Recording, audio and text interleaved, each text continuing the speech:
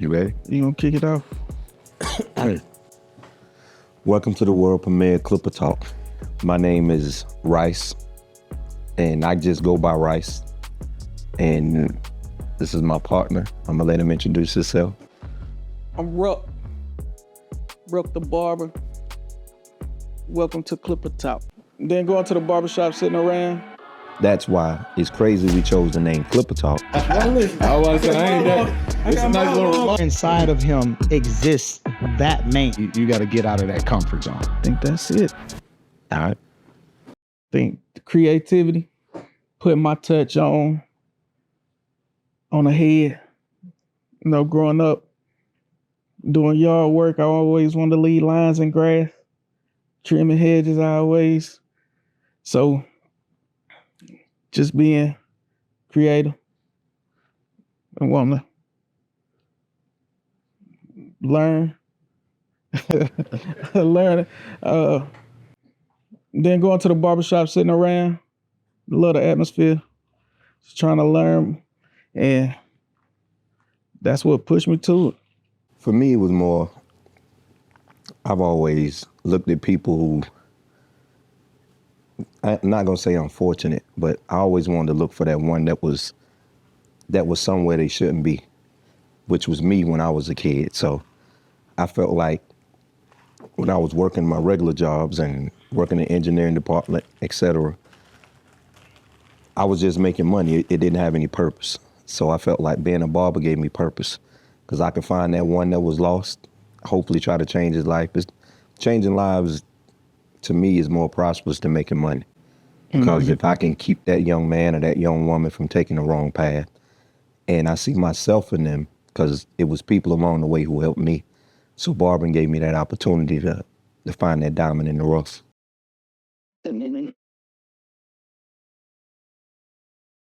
Yeah, I want to give my flowers to those barbers.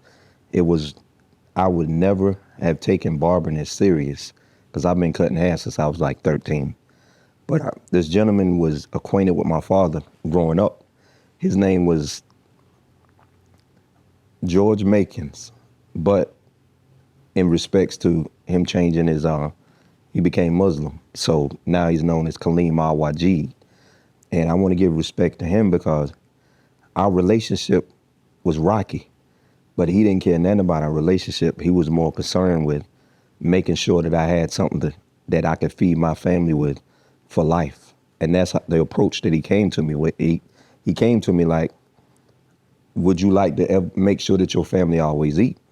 So I told him, I was like, yeah, I would. He said, well, how would you like becoming a barber? And I'm looking at him like, a barber? Man, I go to the barber shop every now and then. How are you gonna make money as a barber?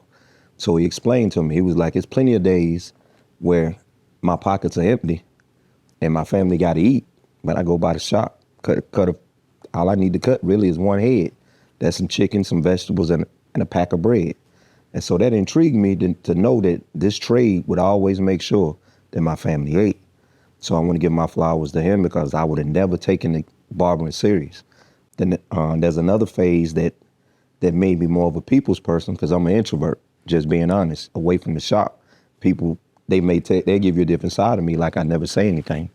But Mr. Mike Wallace, I want to give my flowers to him as well. He showed me that it doesn't matter where a person comes from, what a person is about. It's you find that one thing about that person and you connect, and that person will never be an enemy to you. You just connect in the areas where you get along with everybody. So I want to give him thanks for that. Then there's another gentleman, Wes Gary. He and we used to work beside each other, and he was the one who taught me how to take clippers. And when you pick this clipper up, you look at this hair. And when you look at this hair, you immediately know which parts of the which utensil that you need to make sure that you get that haircut that that person desires. And he showed me how to make that person's vision and my vision become one. So I want to give thanks to Mr. Wes Gary. And there was multiple barbers in that shop that I learned from, but that's the main one that he just taught me how to take the clippers and become the barber that I am. And there's another barber that I got to give flowers to, and that's Mr. Tone McGill. He's taught me the business side of it. He's out of Charlotte. We used to work together at the Barber Lounge.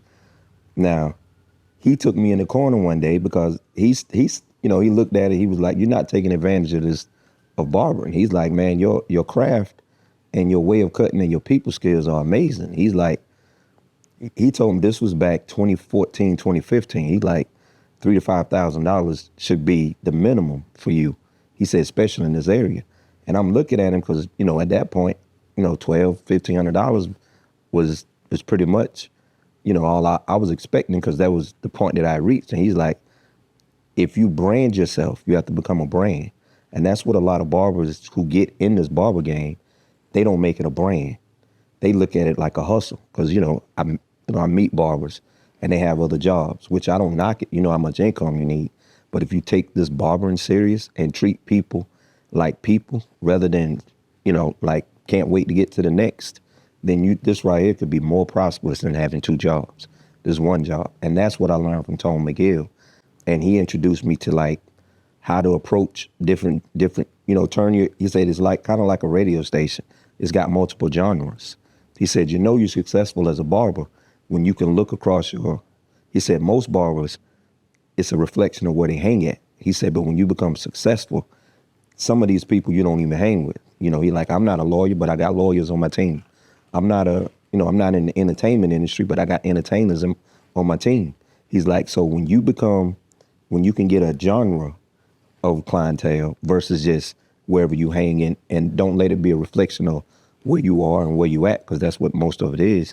And so I want to give my flowers to him for showing me how to become a brand.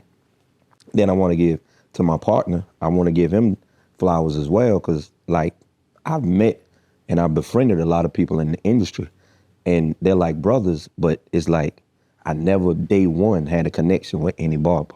But day one, when I walk in the shop, and it's crazy because I ran out of something. I'm a strong believer in God don't make mistakes.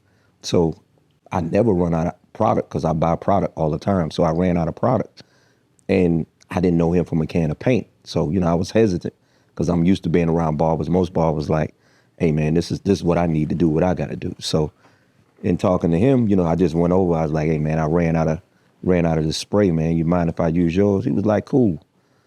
So then my charger, I didn't have my charger for my shaver. So my shaver went dead, and I was like, man, you mind if I use your shaver? So I'm using the shaver. In the midst of using the shaver head breaks. I'm like, man, this man don't know me. He gonna be looking at me like I'm crazy. I done broke a shaver head. So I was like, hey man, the shaver head broke. But the next opening I get, I'm gonna run down here and get one.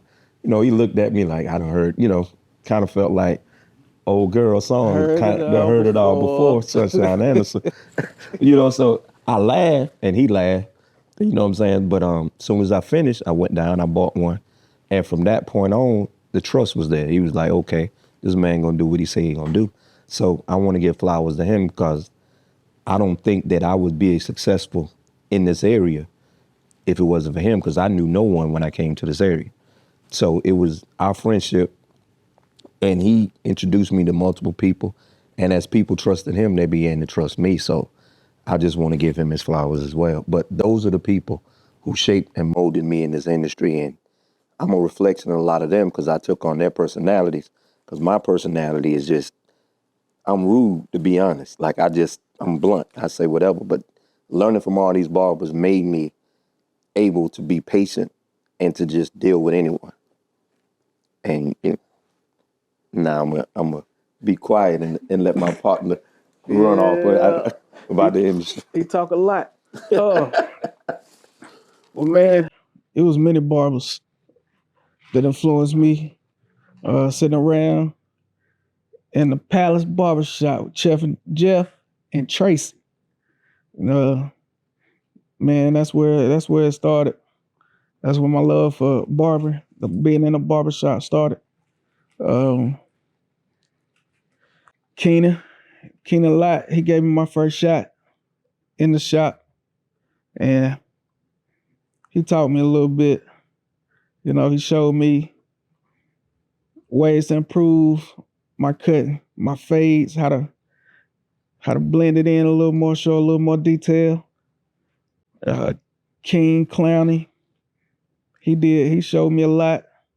I worked with some good dudes, Fafa. Man, and Boston.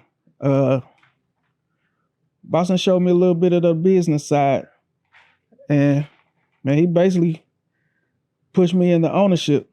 He always told me that I should have been an owner, that I shouldn't be paying booth rent. And Rice taught me a lot about business and barbering and my personal life. You know, he taught me a lot to help me grow as a person and as a barber. And man, it's a whole lot of other people, but we'll sit here all day. And I think Rice held us up a little bit. You know, You know, I had to get them flowers out, and oh yeah, to feed off of that. yeah.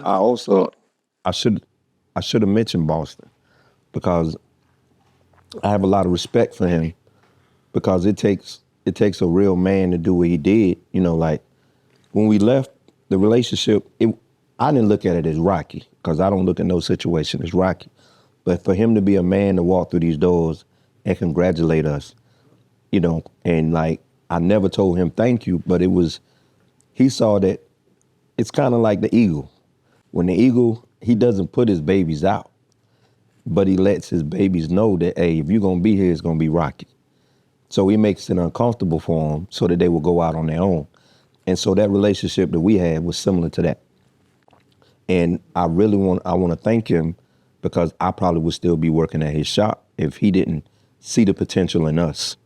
And, you know, he never put us out, but he just he was letting us know that, hey, if you, and without saying it, he said it, like, if you guys are this big, it's time for you to get your own. He didn't say it in words, and he probably didn't even know that he meant it in action. But again, whatever God has for you, everything around you will push you in that direction. So he helped push us in this direction that we're in now. Oh yeah, and I want to give him thanks as well. Already. Yeah, because How long have y'all been cut together? 6 years. 6 years. And from day one. Not many barbers can say day one. Yeah. Instant brothers. Yeah, it's Instant crazy. brothers. And the crazy thing is, like, when I see his family, it's like family. And I mean, like, his pops Same come in, way. he treat us both like sons. And, you know, it's just us being in each other's life. It made me more comfortable in this area. And, you know, I can't even put it in words. It's just unbelievable. Let me cry. Emotion. You know I like seeing it here. Yeah, I'm gonna need some. Oh man. A big part. In our communities, man, I think negativity get all the light. So, like he said, with wanting to be a barber, what made you want to be a barber? Like changing lives. You know, I look at my clientele, the young boys. I look like it's my responsibility to teach them, to show them, like, be that guy that if you can't talk to your dad, come talk to me. Or if you ain't got no dad, come talk to me. So I think it play a big role in raising up the younger generations. I think, man, I want to get back to the old barbershops where you can come in here and nobody's disrespected. It's an atmosphere where it's welcoming to everybody. I want my shop, our shop, and soon to come shops. I want to be able to bring everybody, you know, not just for business. It's bigger than money. You know, I got some kids that I text to check on every blue moon. make sure they all right. They off in college. You know, let them know I'm still here if you need me. And just get back to that old school. What is it? 98 used to say unity in the community. Right. You know what I'm saying? And that's my vision. Yeah. And I agree. Like, a barbershop could be used as a ministry. Because if you look at black culture, the true black culture and the black community, the barbershop was the cornerstone. It was where they would speak about, you know, voting ideas, candidates. Men would voice their opinions on what was happening in their home and get elders. You know, the younger men would talk to the elder men, and the elder men would tell them how to handle situations that come up in family. Because, you know, to the men who didn't have fathers, these men, you know, they were like fathers. And to feed off what my partner said, these young men, a lot of them in our community, we all can attest to it, there's a lot of single parent homes. And from these single parent homes, if any man has a child, he's a father. And to me, the word father is not just an individual household. When you're a father, every child you see, you have advice and fatherhood to offer that child. And, you know, seeing these young men, these young women come in, and the culture that's being created for them to follow, it's, if you care about people, and people make business. So if you bring aid to the people and you bring help to the people, then the business is secondary. It'll take care of itself. So that's why I say that a barbershop is more like a ministry, because the way you carry yourself, and if you walk what you talk, and these people that come in, even adults your age, will look up and they can see in you something that can change them. So, you know, we have a greater responsibility, I feel, than a pastor, because we see way more and we have way more influence, because everybody doesn't go to church. But I'm gonna say 90% of the black community comes to get their haircut. So to every barber that just touches his ear, is like, we have a greater responsibility. Well, and TV and a lot of shows that they've thrown on TV and social media is not what the black community needs. We don't need another bloodsucker. We need somebody who cares about the people. And that's why it's crazy we chose the name Klippah Talk. But when we did it, it was more like a competition, because a lot of barbers who we didn't even know, you know, they would say things in the community and give expressions of us in the community that didn't apply to us. So we were like, we birthed Klippah Talk just from that ambition. Like, hey, they want to say what they want to say, but we gonna let these Clippers talk. But the narrative changed the minute people start walking through the door, the conversations. The point, that we even at this point now is not because it's something we dreamed up. It was people who sat in these chairs and come in this door, and the conversations we have, and they like, man, y'all need to start a podcast.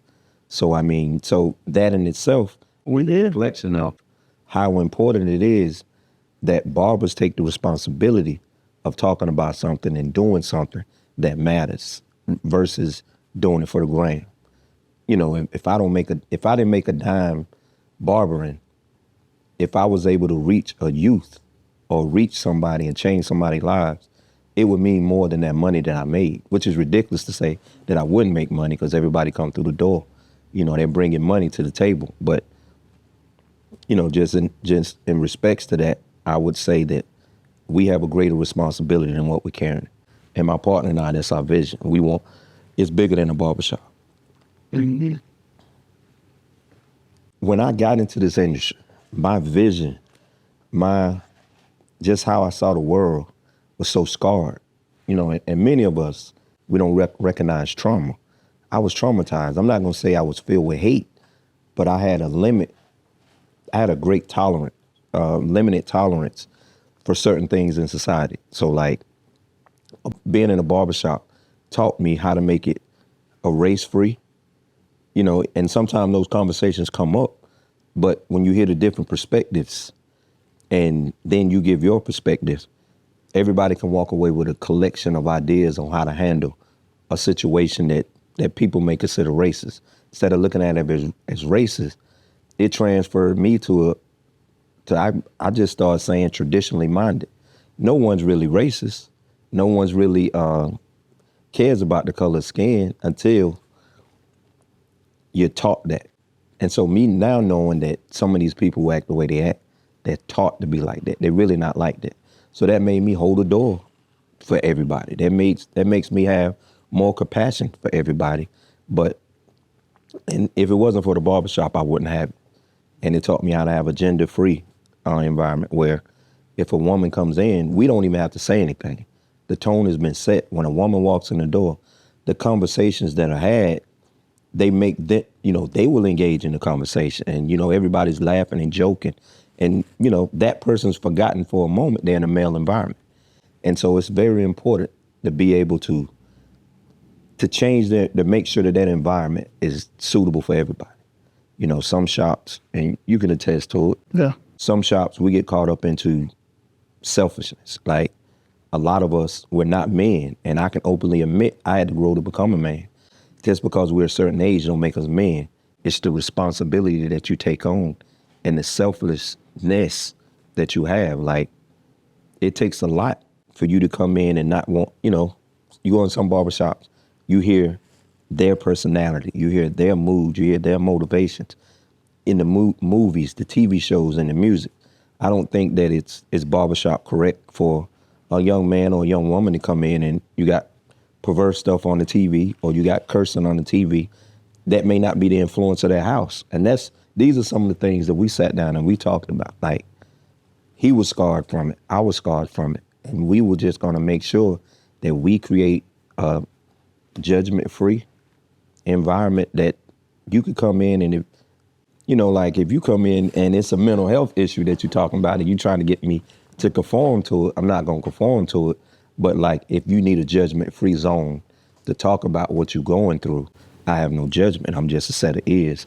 And I can honestly say I've seen my partner do the same. Yeah. Yeah. And, man, I don't follow that. So, go ahead, spit your truth, man.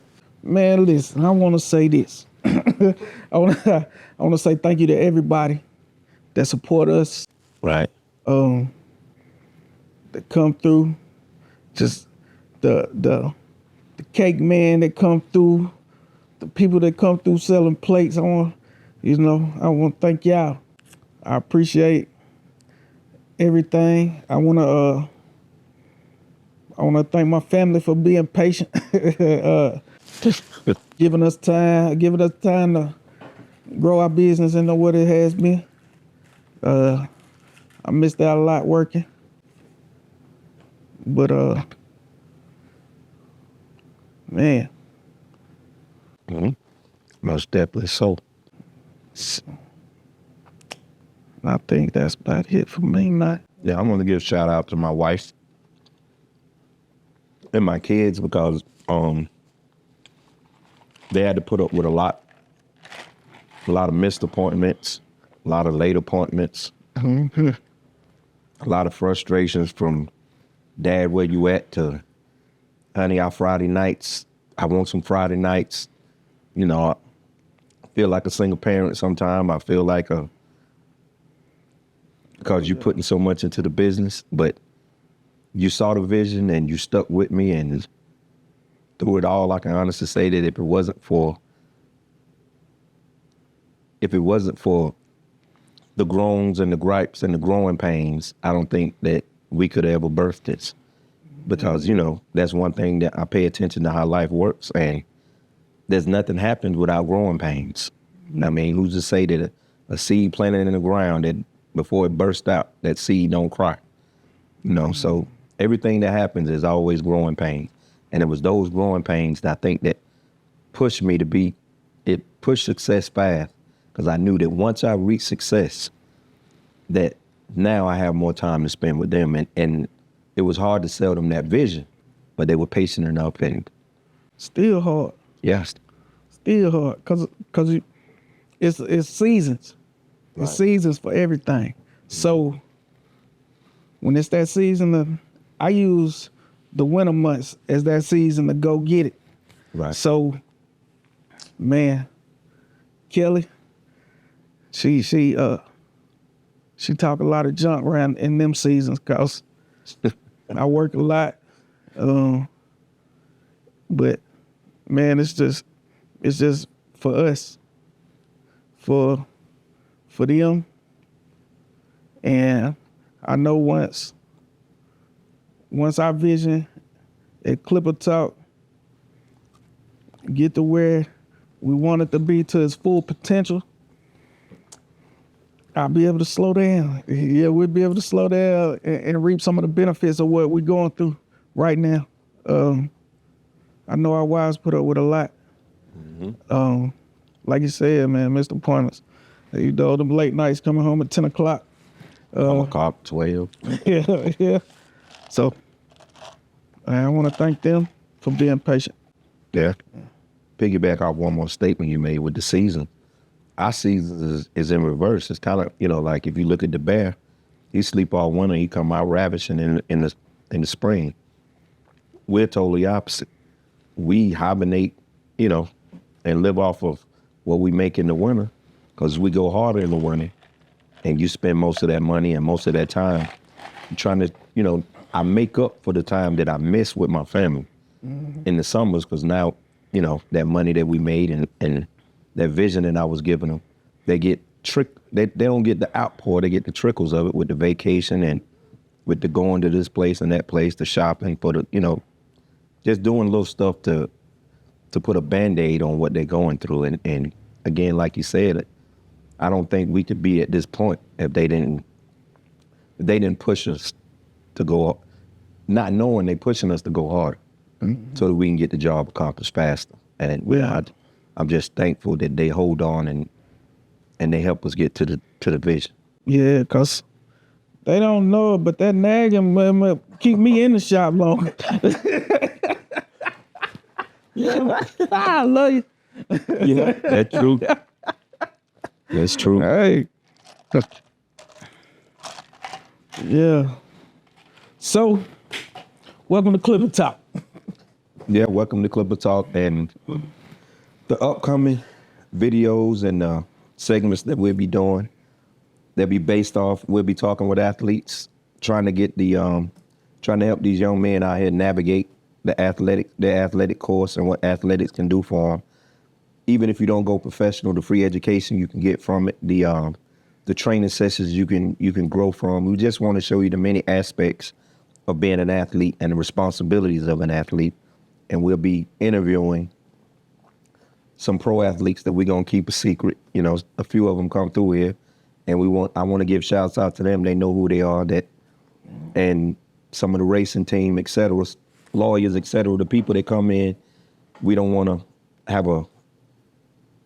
put them on the spot, put their name out, and have them signing autographs and things like that. But we want to acknowledge them, and we want to have people that work in law enforcement so that we can bridge the gap between law enforcement and our communities. And we want to bring in, like people that flirting with politicians that are either going into politics or already in politics, and give you an example of how strong and how important it is, how you can control your community locally by your voting process. So we just want to take different aspects that our community needs, finances, et cetera, have segments talking about financing, things that cater to our community and make our community better. That's what we want to use this platform for. We want to bring a change not only in the Charlotte area, but we want to see Black communities thrive from coast to coast, continent to continent, because we all have the same struggle. And that struggle is the men need to step up and be men. And if we do nothing else, I want to use this platform to where men, we learn first how to talk to each other, how to accept criticism and hard talk from each other, how to take ideas and options from each other, and just how to be brothers. Because it makes no sense that we can walk past each other in need and it not bother you. It bothers me if I can't help a brother in need. And I feel like through educating each other and having these conversations, we can see the pain in that other man. You can see it in yourself, because we all been there at some point. Oh yeah. Yeah. Think that's it. All right.